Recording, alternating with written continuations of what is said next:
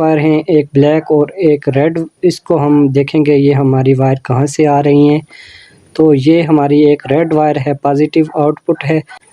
ये मैं आपको दिखाने के लिए इस पर मार्किंग कर देता हूँ।